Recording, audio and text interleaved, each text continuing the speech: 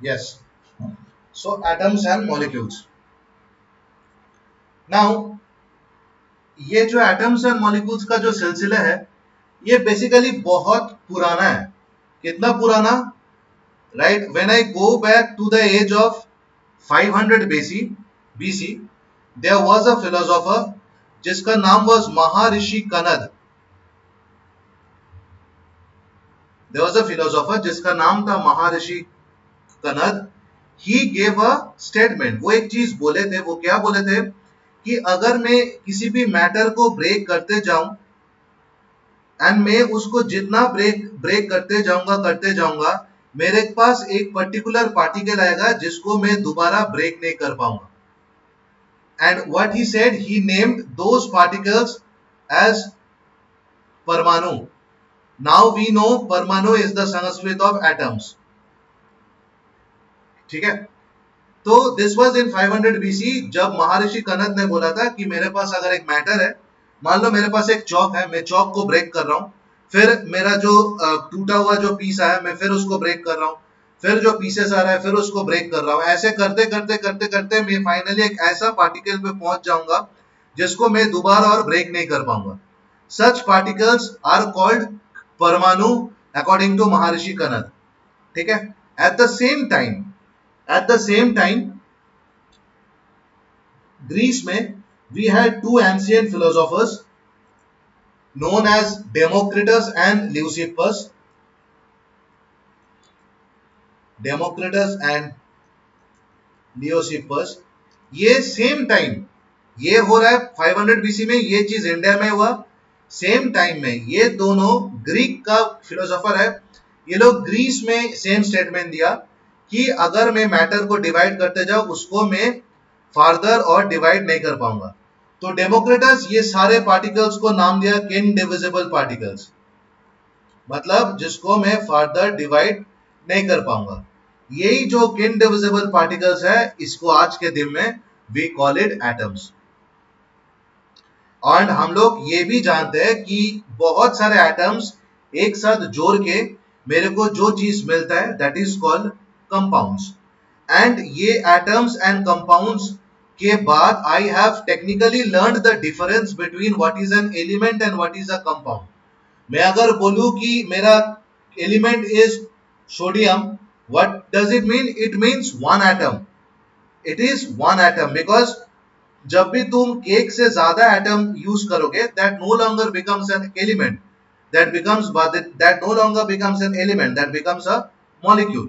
तो element always indicate करता है मेरा single atom. For example sodium बोलो, ऑक्सीजन बोलो, phosphorus, sulphur, chlorine, neon, iron, copper, zinc, tin, lead, mercury, whatever you take, तुम जो भी एलिमेंट, जो भी तुम मेटल या नॉन मेटल कुछ भी एलिमेंट ले रहे हो, हम लोग जब एलिमेंट के बारे में बात करते हैं, हम लोग एक सिंगल एटम के बारे में बात करते हैं। मतलब वन सिंगल इंडिविजिबल मैटर और वन सिंगल परमाणु। अब ये जो मेरा वैराइटीज एलिमेंट्स है, हम लोग पीरियोडिक टेबल में बहुत सारे एलिमेंट्स हैं। लाइक मैं लास्ट लेक्चर में बोला था टोटल 118 एलिमेंट्स है, उसमें 98 के आसपास मिलता है एंड बाकी 25-26 के आसपास न्यूक्लियर रिएक्शंस में, न्यूक्लियर लेबोरेटरीज में वो चीज का पैदा होता है। भले वो छोड़ो, जितना भी 118 एलिमेंट्स है, 118 एलिमेंट्स को मैं अगर एक साथ किसी भी कॉम्बिनेशन में ज्वाइन करूं तो मेरे पास जो चीज आता है उसको बोलता है कंपाउंड। मतलब कंपाउंड को मैं अगर ब्रेक करूं मेरे को एटम्स मिलेगा, सीधी भाषा। अब बात इस कि मैं किसी भी हालत में जो करूं तो वो कंपाउंड हो गया क्या? फॉर एग्जांपल मैं अगर 10 एटम सोडियम लूं, 10 एटम ऑक्सीजन लूं तो जो कंपाउंड आएगा, मैं अगर 10 एटम सोडियम लूं, 11 एटम ऑक्सीजन लूं, मेरे पास सेम आएगा क्या? बिकॉज मैं तो sodium and oxygen he add कर रहा हूं, तो कुछ ऐड नहीं कर रहा हूं। तो यहां पर एक कंफ्यूजन रहा कि मैं जो कंपाउंड के बारे में बात कर रहा हूं, जो मैं बोला कि एटम्स का डिफरेंट कॉम्बिनेशन में मेरा कंपाउंड्स बनता है, ये क्या सारे कंपाउंड सेम होगा? तो इसका जवाब देता है at the end of the 18th century, जब Lavoisier is also known for the discovery of oxygen. Lavoisier basically chemical science का, केमिकल साइंस मतलब ये जो केमिकल रिएक्शंस हो रहा है, कौन सा क्या रिएक्ट कर रहा है, क्या फॉर्म कर रहा है, क्या क्या कंडीशंस लगता है। फिर हम लोग, तुम लोग जब 10 में जाओगे you will learn about mole, molar mass, atomic mass, molecular mass. ये जो एक फाउंडेशन रहा, ये जो एक फाउंडेशन हुआ जिसके ऊपर बेस करके हम लोग आज के जमाने में कि किसी भी एटम, किसी भी मॉलिक्यूल, किसी भी कंपाउंड का डिटेल्ड एनालिसिस कर सकता हो, ये जो बेस है इसका नाम था केमिकल साइंस। तो लेवेशियर laid the foundation for chemical science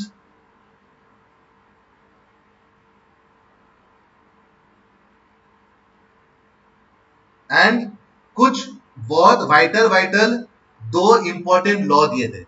वो क्या दो लॉ दिए थे वो मैं आ रहा हूं। वो बेसिकली दो वाइटल लॉ दिए थे जिसके ऊपर हर केमिकल साइंस काज भी एग्जिस्ट करता है। ये लॉ से बाहर जाने का कोई लाइक सिलसिला नहीं है, कोई रास्ता नहीं है। हर चीज, हर केमिकल प्रोसेस ये दो लॉ को फॉलो करता है। तो these laws are called laws of chemical combination. These laws are called laws of chemical combination। तो फिलहाल हम लोग क्या पढ़े, फिलहाल हम लोग पढ़े कि ये जो डाउट था कि मैटर किससे बना है, एक चीज किससे बनता है, ये डाउट का स्टार्टिंग बहुत पहले हुआ था, अराउंड 500 बीसी, जब महर्षि कनद ने एक स्टेटमेंट दिया था कि अगर तुम्हारे पास एक एटम, एक मैटर है, तुम अगर उसको ब्रेक करोगे करोगे छोटे छोटे करते जाओगे तो अल्टीमेटली तुम एक ऐसा पोजीशन में जाके पहुंच जाओगे जहां पर तुम्हारे पास जो पार्टिकल्स है उसको तुम दोबारा ब्रेक नहीं कर पाओगे। तो according to Maharshi Kanad those particles were called परमाणु। At the same time Greece में दो फिलोसोफर्स थे, डेमोक्रिटस और ल्यूसिफस। वो भी बोला कि किसी भी मैटर को अगर मैं ब्रेक करूं वो एक इंडिविजिबल पार्टिकल के रूप में आकर रुक जाता है एंड वो इंडिविजिबल पार्टिकल्स जोड़ जोड़ के मेरे को बहुत सारे मैटर फॉर्म मिलता है। इसके बाद हम लोग के पास बहुत अच्छा डिस्कवरी आता है एलिमेंट्स का। एंड हम लोग ये चीज जानते हैं कि जब भी मैं एलिमेंट्स के बारे में बात करूंगा मैं एक सिंगल एटम्स के बारे में बात करूंगा। एंड ये भी हम लोग जानते हैं कि elements combine together to form compounds. अब सवाल आता है कि मैं मान लो सोडियम एंड ऑक्सीजन जोड़ के कंपाउंड बना रहा, अब मैं कितना सोडियम एंड कितना ऑक्सीजन मेरे को चाहिए ताकि मैं एक अच्छा कंपाउंड बना पाऊं जो बेसिकली एग्जिस्ट करेगा, जो स्टेबल होगा। मैं क्या 10 सोडियम 10 ऑक्सीजन लेके जो कंपाउंड बनाऊंगा एंड 10 सोडियम 11 ऑक्सीजन लेके सेम कंपाउंड बनाऊंगा। तो ये बेसिकली ये जितना भी सवाल है, जितना भी डाउट्स है, ये आंसर्स होता है at the end of the 18th century, जहां पर लेवेसियर भाई साहब ने क्या किया, केमिकल साइंस जो सब्जेक्ट है उसका फाउंडेशन तैयार किया एंड दो बहुत इंपॉर्टेंट लॉज दिया जिसके ऊपर केमिकल साइंस आज भी डिपेंडेंट है। उसको बोला जाता है लॉ ऑफ केमिकल कॉम्बिनेशन। यहां तक समझ में आया सबको the chronology?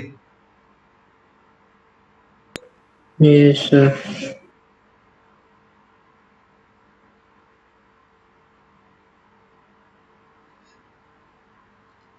So what is my first law? Law of constant proportion।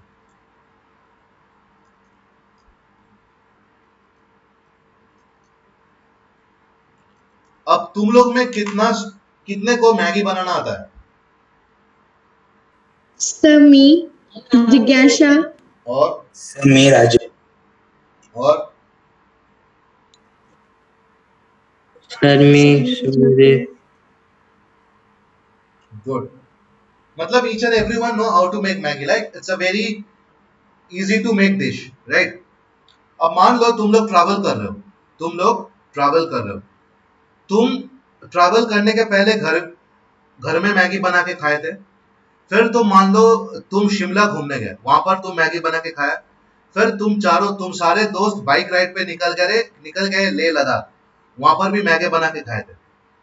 Sidhi common sense लगा के एक चीज का जवाब दो, मैगी का टेस्ट तीनों जगह में अलग हो रहा है क्या?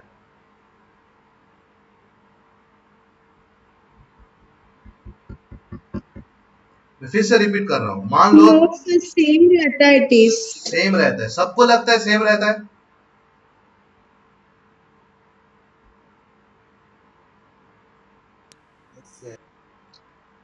तो अगर सबको लगता है कि सेम रहता है तो कभी बता पाओगे कि सेम क्यों रहता है? से क्योंकि सर मैगी के अंदर मतलब जो भी उस वो जिस चीज से बना है वो तो फिक्स रहता है ना, उसका जो जितना अमाउंट में वो प्रेजेंट है। हाँ, वो तो फिक्स है। मैं लाइक वो तो एकदम सही सही बात है। बट मेरा कहना इस कि तुम मैगी तो अलग अलग जगह में बना रहे हो, तो मैगी के लिए जो टेस्ट आता है वो कौन देता है? वो अंदर का जो मसला है वो देता है, राइट? अब तुम जहां भी मैगी खरीदो, वो मसला ऑल ओवर इंडिया सेम आता है। तुम जहां भी मैगी खरीदो वो यस यस मसला sir. All sir. Over India same आता है। सही बात है। तो वो मसला में जो पार्टिकल्स है, वो मसला में जो पार्टिकल्स है उसमें बहुत तरह का केमिकल्स, बहुत चीजें रहता है। कंपनी वालों ने एक चीज ऑलवेज ये मेंटेन करता है कि मैगी मसला में जिसको जो जो पोर्शंस मिक्स करके वो मसला बनता है वो दुनिया का हर जगह सेम होना चाहिए। दिस इज द रीजन तुमको हर जगह मैगी का टेस्ट सेम ही आता है। ये जो टेक्निक जिसके लिए मैगी मसला तुम जहां भी खरीदो मैगी तुमको सेम टेस्ट आता है, इसको मैं अगर केमिकल लैंग्वेज में रेफर करूं, इसको बोला जाता है law of constant proportion.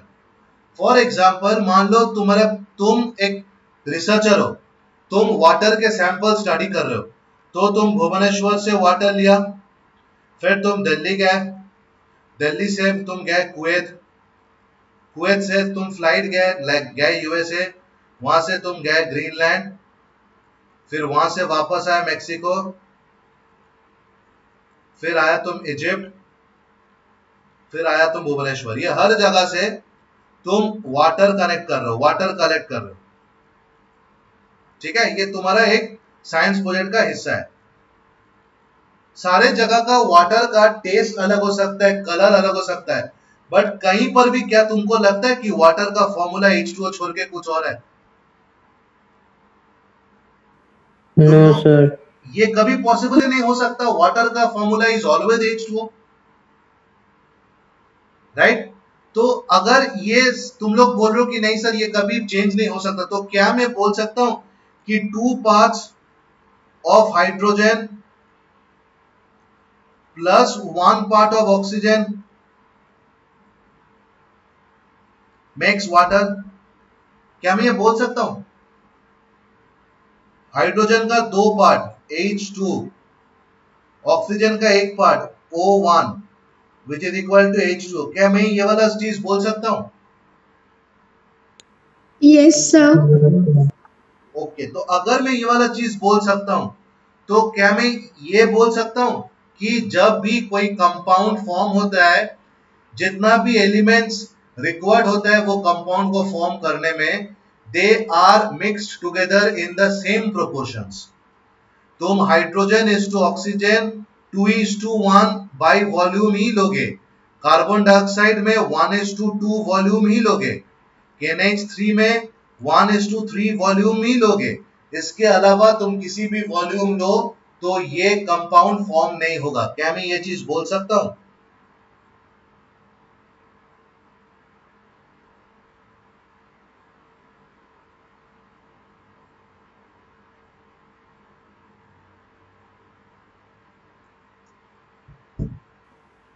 Yes sir. सबको लगता है मैं ये बोल सकता हूं? एक बार चैट में लिख दो। Yes sir.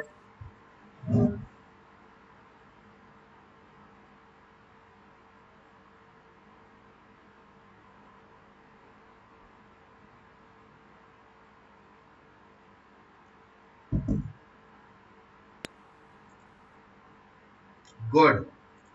तो ये जो लॉ जिसके लिए ये चीज हम बोलते हैं कि कोई भी कंपाउंड फॉर्म हो, जो जो एटम्स है, जो एलिमेंट्स का जो एटम्स है, they always come in a fix proportion in order to make that particular compound.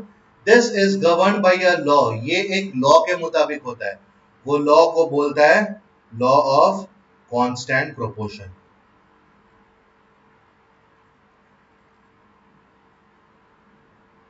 तो दिस लॉ, ये एक्सपेरिमेंटली लेवेसियर ने बोला था, और ये लॉ का जो डेफिनेशन है इसको थोड़ा चेंज करके बनाया गया था, law of definite proportion. And ये जो मॉडिफिकेशन किया था ये प्राउस्ट बोल के एक साइंटिस्ट था वो किया था। एंड लॉ का क्या स्टेटमेंट है, लिख लो मेरे साथ। It can be defined as in any chemical substance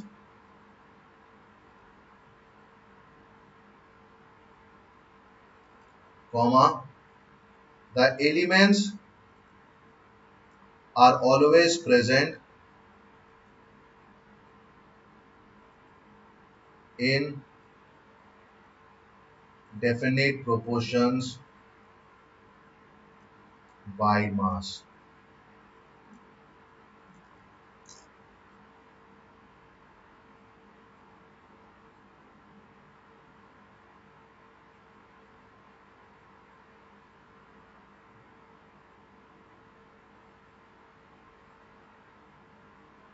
Write it down.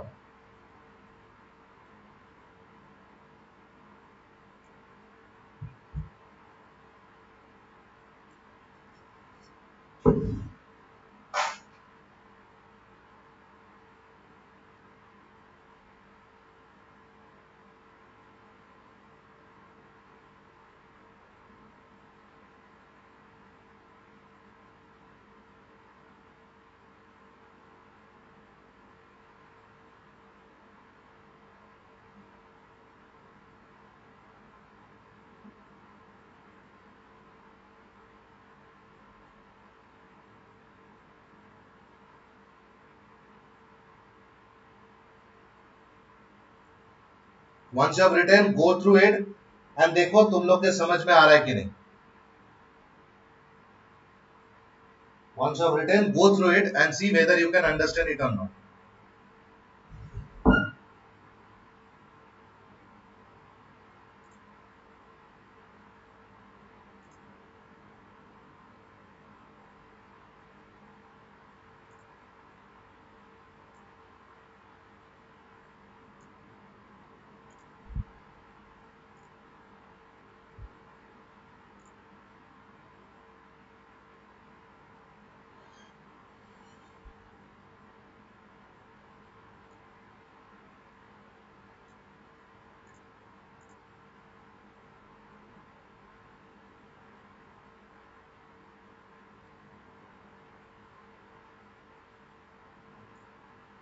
समझ में आया?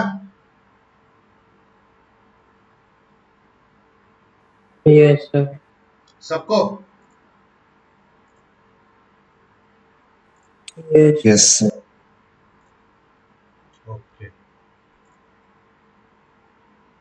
तो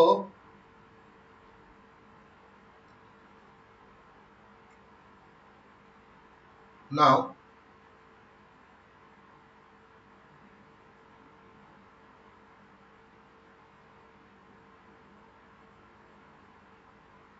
अब ये लॉ तो हो गया। अब ये लॉ का सबसे बड़ा दिक्कत था, ये लॉ का सबसे बड़ा दिक्कत था कि तुम ये लॉ को कैसे एक्सप्लेन करोगे। बिकॉज ये लॉ फिलहाल, ये जो भी तुम स्टेटमेंट लिखो, this is still a philosophy. ठीक है, तो इसको ज्यादा अच्छे से डिस्कस करने के लिए मेरे को एटम्स एंड कंपाउंड्स का जो कंसेप्ट है उस पर ज्यादा नॉलेज का जरूरत पड़ा। इस टाइम में एक साइंटिस्ट आया जिसको जिसको बोला जाता है father of the modern atomic theory, not very sorry, इसको बोला जाता है father of atomic theory, modern atomic theory बोला जाता है नील बोर को। तो उसका नाम है जॉन डाल्टन। ठीक है, जॉन डाल्टन ने एक थ्योरी दिया था जिसका नाम था atomic theory.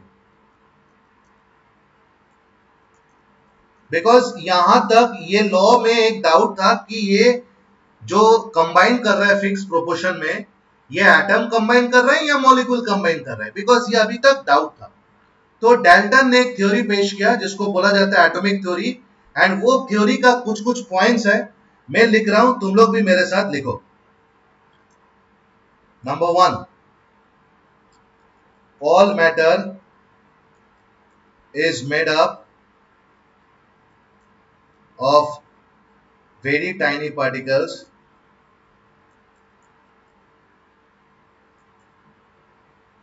called atoms, which participate in chemical reactions. ये पहला पॉइंट है। डाल्टन ने बोला है कि दुनिया का सारे मैटर छोटा छोटा पार्टिकल से बना हुआ है जिसको बोला जाता है एटम्स, और यही एटम्स केमिकल रिएक्शंस में पार्ट लेता है। Next, atoms are indivisible particles which cannot be created nor be destroyed।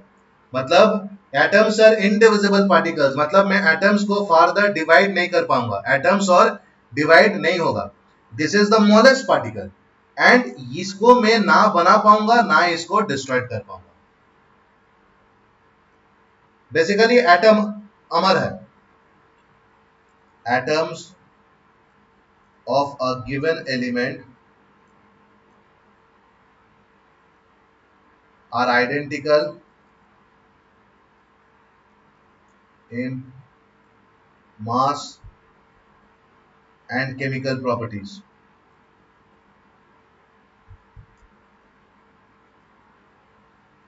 मतलब एक पर्टिकुलर एलिमेंट, मान लो सोडियम, तुम सोडियम का जितना भी एटम्स लोगे, सारे एटम्स का मास सेम है एंड सारे एटम्स का केमिकल प्रॉपर्टीज सेम है। Number 4, atoms of different element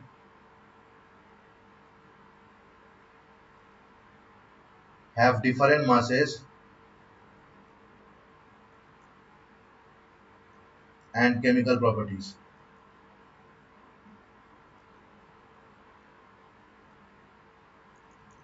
मतलब अलग अलग एलिमेंट्स का तुम 2 एटम लो या 10 एटम लो, सबका मास अलग होगा एंड सबका केमिकल प्रॉपर्टीज अलग होगा। Next, atoms combine. अच्छा, यहां पर ये पॉइंट बहुत इंपॉर्टेंट है बिकॉज हम लोग जान सुने हैं कि एटम्स सेम रेशियो में कंबाइन होता है। अब रेशियो 1:2 भी हो सकता है, 1 बाय माने हाफ इज टू 3/4 भी हो सकता है। रेशियो मतलब क्या है? Same same amount. अब ये भी हो सकता है कि मैं एक का पहला एलिमेंट का एक हिस्सा लूं, सेकंड का 2 हिस्सा लूं, और हो सकता है मैं पहला एलिमेंट का हाफ लूं, सेकंड का 1/3 लूं, ये भी हो सकता है। अच्छा, ये पॉइंट मैं कंटिन्यू करूंगा, उसके पहले या तो हाँ, तो अब देख पा रहे हो third point, atoms of a given element are identical in mass and chemical properties. Yes. हाँ Yes, sir. हाँ, लिखो, मैं फिफ्थ पॉइंट लिख रहा हूँ। तो एटम्स कंबाइन इन द, हाँ, तो मेरा डाउट था कि ये जो फिक्स रेशियो है वो होल नंबर होगा लाइक 1:2, 2:3, या फ्रैक्शन हो सकता है। तो डाल्टन ने बोला atoms combine in the ratio of small whole numbers to form compounds, to form compounds। And number 6, which is very important, the relative number and kinds of atom are constant in a given compound। तो मैं सारे point को दोबारा explain कर रहा हूं। Point number 1, all matter is made up of tiny very tiny particles called atoms which participate in chemical reaction। इसका मतलब किसी भी मैटर बहुत सारे स्मॉल स्मॉल पार्टिकल से बना होता है जिसको बोला जाता है एटम्स, और जब केमिकल रिएक्शंस होता है यही एटम्स पार्टिसिपेट करता है। Number 2, atoms are indivisible particles which can not be created not destroyed. Matter के अंदर सबसे छोटा पार्टिकल एटम है जिसको ना हम लोग वापस क्रिएट कर सकते हैं ना हम लोग उसको डिस्ट्रॉय कर सकते हैं। They are the indivisible particles. Number 3, atoms of a given element are identical in mass and chemical properties। Same element का तुम जितने भी एटम्स लोगे सबका मास एंड केमिकल प्रॉपर्टीज सेम है। Next, atoms of different elements have different masses and different chemical properties. मतलब तुम अगर अलग अलग एलिमेंट का एटम लोगे उसका मास एंड केमिकल प्रॉपर्टीज भी डिफरेंट है. Number 5, atoms combine in the ratio of small whole numbers to form compounds. जब कंपाउंड बनाने होता है तो डिफरेंट एलिमेंट का एटम एक साथ कंबाइन करता है एंड वो जिस रेशियो में कंबाइन करता है वो बेसिकली होल नंबर, मतलब कोई फ्रैक्शन अलाउ नहीं है. एंड नंबर 6, किसी भी गिवन कंपाउंड में कितना नंबर ऑफ एटम्स है एंड क्या क्या एटम्स है ये कांस्टेंट है. फॉर एग्जांपल वाटर, वाटर में टोटल 3 एटम है, उसमें 2 हाइड्रोजन का 1 ऑक्सीजन का. ये जो अरेंजमेंट है ये कभी चेंज नहीं होगा. This is constant. Is it clear Yes, sir. सबको? Yes, sir. ओके. बाकी जिज्ञासा, रत्नप्रिया, यस सर. क्लियर है ना? यस सर, क्लियर है. ओके. ओके. तो अभी मैं अगर तुम लोग में किसी एक को पूछूं या सब कोई, अब हम लोग एटम्स के बारे में थोड़ा बहुत तो जान गए. अब अगर मैं बोलूं कि describe me but define me an atom, तुम लोग का जवाब क्या होगा?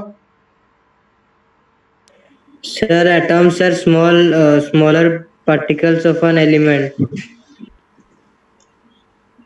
Sir, may I tell? हाँ भाई, एकदम बोलो बोलो. Yes, sir. Atom is the structural and the functional unit of matter. Okay. और कोई?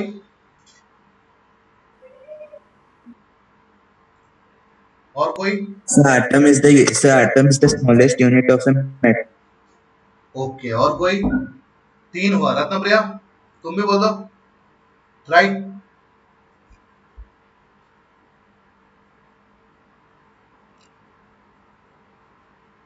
रत्नप्रिया,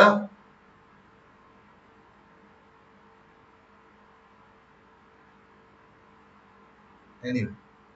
तो पहला बात तो, अच्छा, मेरे को पहला कौन जवाब दिया था? शुभ्रदीप, राइट? Yes, sir. हाँ. तुम्हारा क्या डेफिनेशन था? एक बार तुम्हारा डेफिनेशन बता. Sir, atoms are the smallest particle of an element. हाँ. यहाँ पर एक टेक्निकल ये है कि atoms are smallest particle of matter, because मैं पहले ही बोला जब मैं एलिमेंट को स्टडी करूंगा मैं बेसिकली वन एटम को ही स्टडी कर रहा हूँ. मैं अगर सोडियम एलिमेंट को स्टडी करूं मतलब मैं सोडियम का एटम को ही स्टडी कर रहा हूँ. तो तुम एलिमेंट को और फर्दर डिवाइड नहीं कर पाओगे बिकॉज एटम्स को मैं फर्दर डिवाइड नहीं कर पाता हूँ. ठीक है?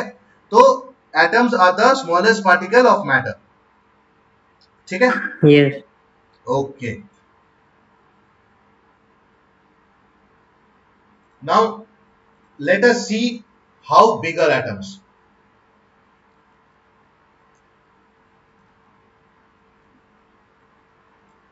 How big are atoms? तो एटम हम लोग, अच्छा एटम का शेप क्या है?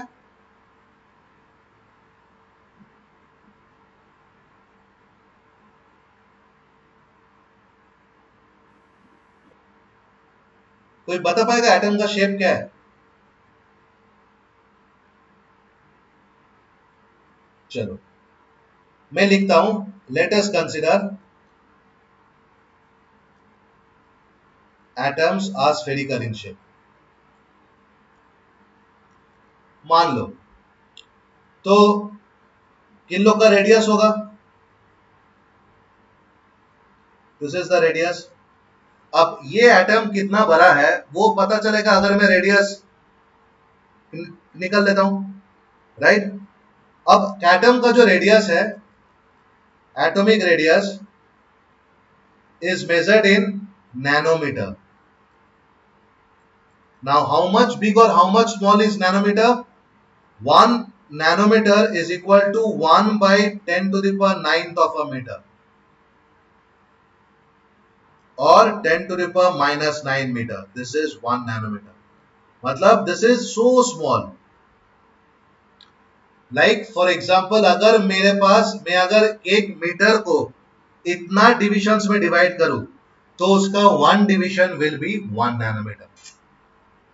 अब हम लोग को अभी तक पता नहीं चला ये कितना कितना छोटा है, तो we will have a table, ये जो तुम्हारा एनसीईआरटी लिया गया है, एंड हम लोग यहाँ पर देखेंगे तो कितना, लाइक मैं कंपेयर करूंगा डिफरेंट साइजेस को, तो ये होगा मेरा रेडियस व रेडियाई इन मीटर। पहले हुआ 10⁻⁻10 मीटर, तो this is the radius of a hydrogen atom, ये प्रैक्टिकल डेटा है। फिर आएगा 10⁻⁹ मीटर, तो this is the radius of a water molecule.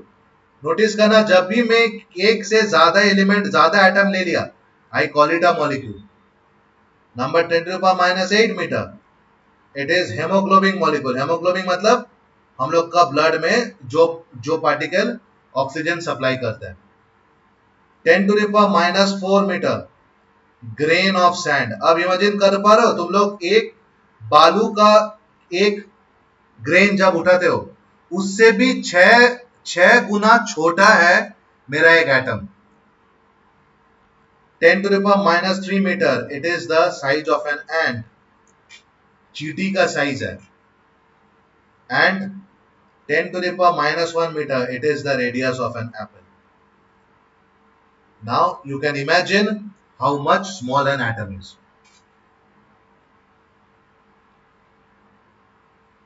ठीक है, अब सवाल आता है कि हम लोग एटम को देख नहीं पाते बिकॉज वो इतना छोटा है, बट तुम जहां बैठे हो, तुम जो खा रहे हो, तुम जो लिख रहे हो, तुम जो पहन रहे हो, जो देख रहे हो, whatever things you are doing in your daily life, everything is made up of atoms. Everything is made up of atoms. You can break down each and everything to come to the smallest particle of matter, which is atom. And trust me, सारे elements का atom अलग है। हम लोग Dalton के law में वही पढ़े, सारे एलिमेंट्स का एटम अलग है। सेम एलिमेंट्स का एटम सेम रहता है। फॉर एग्जांपल बालू, बालू का जो एलिमेंट है सिलिकॉन, सारे सिलिकॉन एटम सेम दिखता है, सारे ऑक्सीजन एटम सेम दिखता है। और जब भी तुम एक से ज्यादा एटम एक साथ जोड़ दे रहे हो, तो वो और एटम नहीं रहता है, उसको मैं बोल देता हूं मॉलिक्यूल्स। एंड मॉलिक्यूल्स में ये एक से ज्यादा एलिमेंट एटम्स रह सकता है। ठीक है, यहां तक clear? Yes, sir. Okay, now अब ये तो जाहिर सा बात है, अगर मैं एटम तक आ गया तो मेरे को और एक चीज भी नोटिस करना है, that is called atomic mass, right? अब तुम लोग को क्या लगता है व्हाट इज एटॉमिक मास? मैं किसको पूछूं? मैं पहले राजेश को पूछूंगा। Rajesh, what do mean by atomic mass? क्या लगता है तुमको, क्या हो सकता है?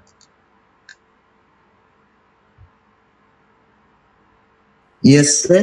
क्या हो सकता है? What do mean by atomic mass?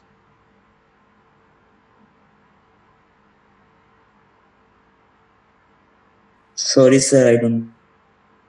मैं तुमको डेफिनेशन नहीं पूछ रहा हूं, नॉर्मली ये वर्ड से तुमको क्या पता चल रहा है? Sir, मतलब sir the weight. So the mass of atom. The mass of atom. Okay, good. जिज्ञासा, तुमको क्या लगता है एटॉमिक मास मतलब क्या होगा? Yes, so atomic mass means the mass of a single atom. Mass of a single atom. Okay, Supradeep, तुमको क्या लगता है? Yes, sir. That's mass of a single atom. Single atom. Ratnapriya, तुम हो क्लास में? Yes, sir. हाँ, तो तुमको क्या लगता है एटॉमिक मास मतलब क्या हो सकता है? Sir, the mass of an atom. The mass of an atom. तो सब कोई इससे लाइक एग्री करोगे कि atomic mass is basically the mass of an atom, right? Okay, Yes, sir. Okay. अब तुम लोग को क्या लगता है, तुम लोग जो बोले हो वो सही है कि गलत है?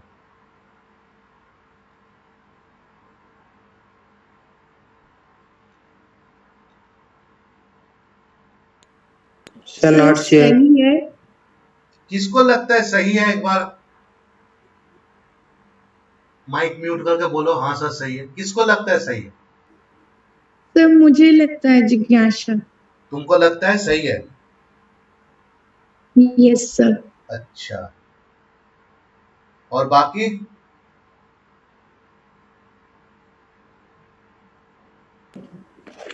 Sir, not sure. अरे अपना खुद जवाब दियो, कुछ तो होगा ना कि सर नहीं ये मेरे को सही लग रहा है।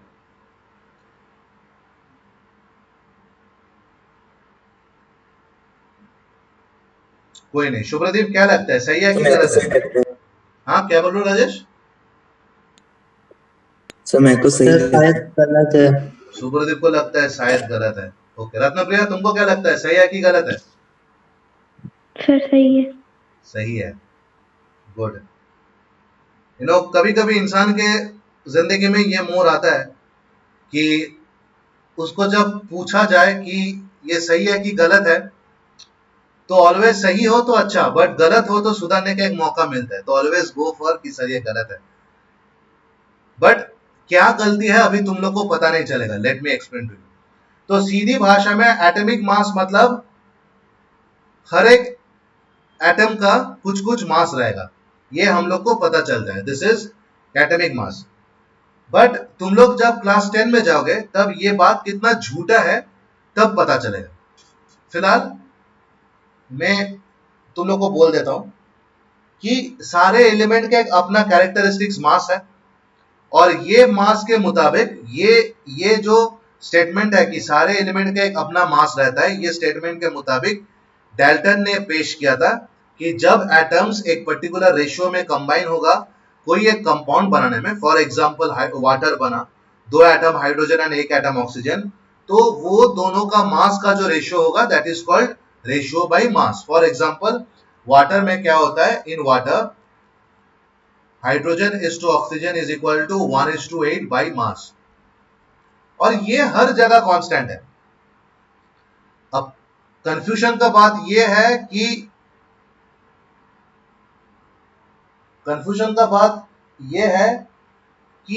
हाइड्रोजन का मास 1 ग्राम, ऑक्सीजन का मास 8 ग्राम ना, ये गलत है। क्यों गलत है? बिकॉज यहां पर देखो, नोटिस करो, हाइड्रोजन अगर मैं 2 ग्राम ले रहा हूं एंड 16 ग्राम ऑक्सीजन ले रहा हूं तो भी ये 1:8 आ रहा है। हाइड्रोजन अगर मैं 10 ग्राम ले रहा हूं एंड 80 ग्राम ऑक्सीजन ले रहा हूं तो भी ये 1:8 आ रहा है, राइट? तो these are total amount of mass of hydrogen taken, mass of oxygen taken. अब हाइड्रोजन का एटॉमिक मास इज 1, ऑक्सीजन का एटॉमिक मास इज 16। तो यहां पर लाइक यहां से हम लोग बोल ही सकते हैं कि 2 हाइड्रोजन मतलब 2 ग्राम इंटू 16, ये हो गया 1/8। यहां से हम लोग कंफ्यूज हो सकता है कि ये एटॉमिक मास है, बट ये एटॉमिक मास नहीं है। These are normal amount of hydrogen atoms and oxygen atoms जो मैं ले रहा हूं। हम लोग जब थोड़े बड़े हो जाएंगे तो हम लोग देखेंगे कि इंडिविजुअल एटॉमिक मास इतना छोटा होता है। लाइक तुमको क्या लगता है, are you really ready to believe कि एक ऑक्सीजन का वेट 16 ग्राम है? तो तुम लोग समझ पा रहे हो, तुम लोग जो एयर ब्रीथ कर रहे हो वो कितना भारी होता, बट वो है नहीं, राइट? ये बहुत बहुत लाइट है। तो अगर ऑक्सीजन इतना लाइट ही है तो ऑक्सीजन का मास 16 ग्राम मतलब हम लोग के आसपास अगर मिलियंस ऑफ ऑक्सीजन रहता है तो सोचो कितना भारी होता। बट वैसा तो भारी है नहीं ना, तो कहीं ना कहीं गड़बड़ है। कहां गड़बड़ है ये हम लोग नेक्स्ट क्लास करेंगे, ठीक है? यहां तक क्लियर है?